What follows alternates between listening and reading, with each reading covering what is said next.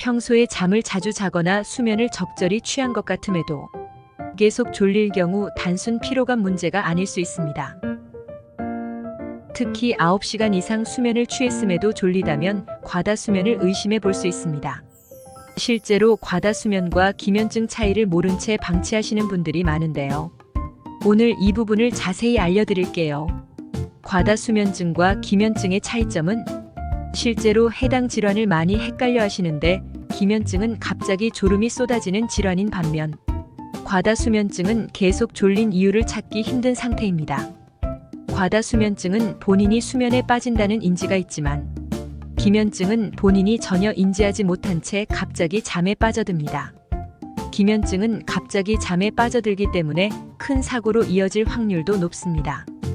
과다수면증, 기면증도 아닌데 계속 졸리다면 만일 계속 졸린 이유가 과다수면증, 기면증이 아니라면 다른 원인을 모색해 봐야 하는데요. 보통 잘못된 식습관, 지나친 스트레스, 특정 질환 때문일 수 있습니다. 먼저 식습관부터 바로 잡아볼까요? 밥을 먹은 후 잠이 쏟아진다면 뇌로 가는 산소, 영양소가 부족해졌을 확률이 있습니다.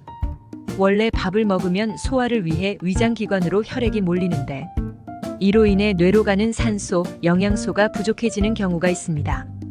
이런 현상은 과식할 때 더욱 심해지며 기름지고 단 음식 혹은 고탄수화물을 섭취할 때 사이토카인 물질이 높아지면서 졸음이 몰려올 수 있습니다.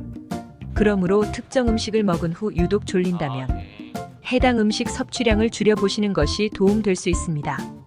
다음은 스트레스 문제. 심리적 압박이 극도로 심할 경우 교감신경이 자극되어 신체는 흥분 상태로 빠지게 됩니다. 특히 이런 상태가 오래 지속될 경우 수면에도 방해를 받게 됩니다. 마지막은 특정 질환이 있는 경우예요. 이에 관련된 질환은 3가지로 분류할 수 있습니다. 첫 번째는 정신질환으로 우울증 및 불안증과 같은 질환이 대표적입니다. 이 질환이 계속 졸린 이유로 작용하는 이유는 세로토닌 분비가 제대로 이루어지지 못하면서 쉽게 피로해지기 때문입니다. 따라서 잠을 제대로 청하지 못하고 무기력할 뿐만 아니라 우울감도 느껴진다면 정신과의 내원에서 상담을 받아보시는 것이 좋을 수 있습니다. 두 번째 질환으로 내분비 및 대사질환이 있습니다. 특히 갑상선 호르몬이 부족하면 에너지를 형성하는 미토콘드리아 기능이 저하되고 이로 인해 피로감을 쉽게 느끼게 됩니다. 세 번째 질환으로 빈혈이 있습니다. 빈혈이 발생하면 에너지가 부족해지면서 계속 졸릴 수 있습니다. 이처럼 다양한 이유가 있으므로 본인 상태를 잘 살펴보고 원인에 맞는 대처를 진행해 줄 필요가 있습니다. 그리고 수면의 질을 높이는 것도 중요합니다. 실제로 많은 분들이 이전보다 수면 시간만 많이 가지면 수면 부족으로 인한 증상이 개선될 것이라고 생각하시는데요. 책상에 오래 앉아 있었다고 해서 공부 효율성이 올라가는 것은 아닌 만큼 얼마만큼 깊게 자는가에 초점을 둬야 합니다.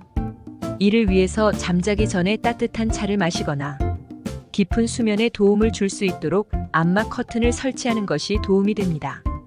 오늘은 이렇게 수면에 대해 알아보았는데요. 현대인들 대부분이 과도한 스트레스를 가지고 살아가는 만큼 수면의 질이 저하된 경우가 흔합니다.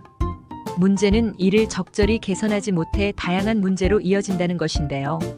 이런 상황을 미리 예방할 수 있도록 다양한 관리를 해주시는 것이 좋다는 점 기억해 주시길 바라겠습니다. 구독과 좋아요는 사랑입니다.